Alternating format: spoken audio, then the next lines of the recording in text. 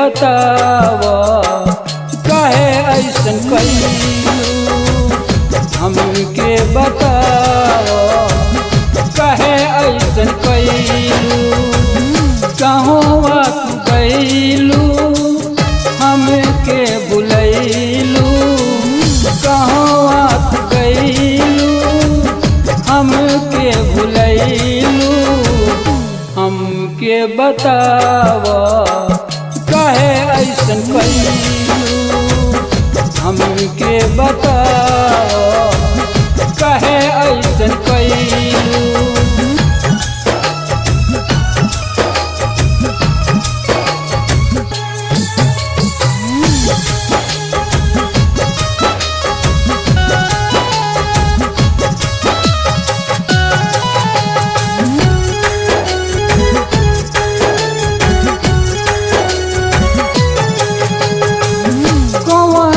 कसूरवा से दिलू तू सजाए हो हमारा के तन को ना दिलू तू बताए हो।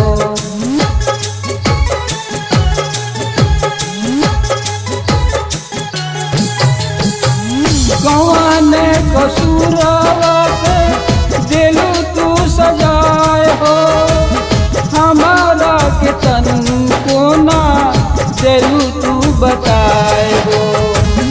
घरवा बुला के हमके लगावा न आइलू घरवा बुला के हमके लगावा न आइलू कहवा तू गइलू हमके भुलैलू कहवा तू गइलू हमके भुलैलू कहवा तू गइलू हमके भुलैलू कहवा तू गइलू हमके भुलैलू हमके बतावा काहे ऐसन कइलू हमके बतावा काहे ऐसन कइलू।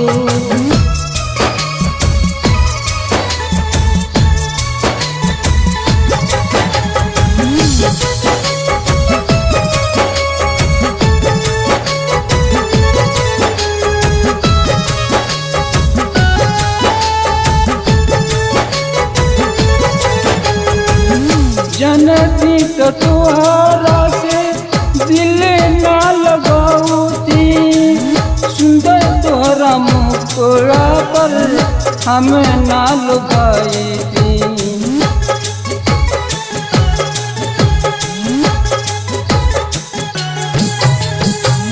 जनती तो तुहरा से दिल ना लगाऊती सुंदर तोहरा मुखड़ा पर हम ना लुभाईती।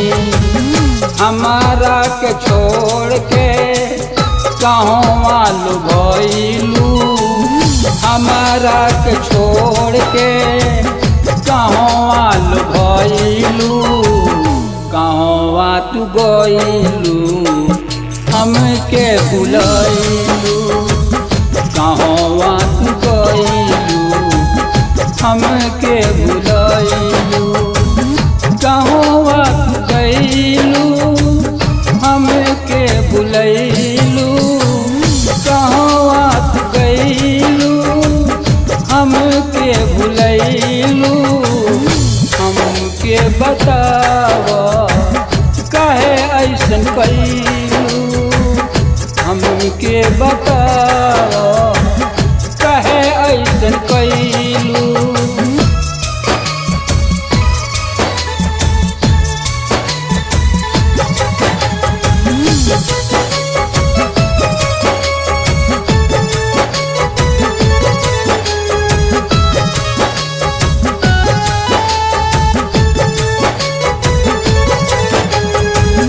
कहा तारे असगर सुना तनी हमर बतावा वादा करके हमारा के देलू न सतावा।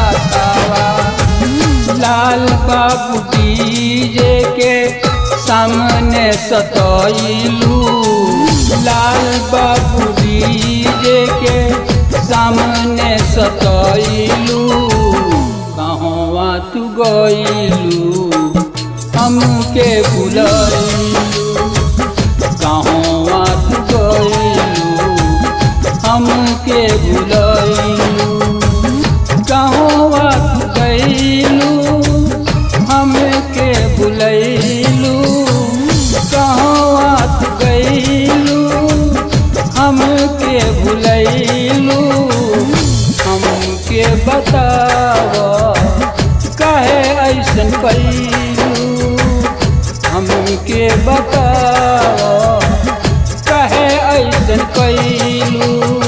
लाल बाबू डिजिटल रिकॉर्डिंग स्टूडियो बेतिया।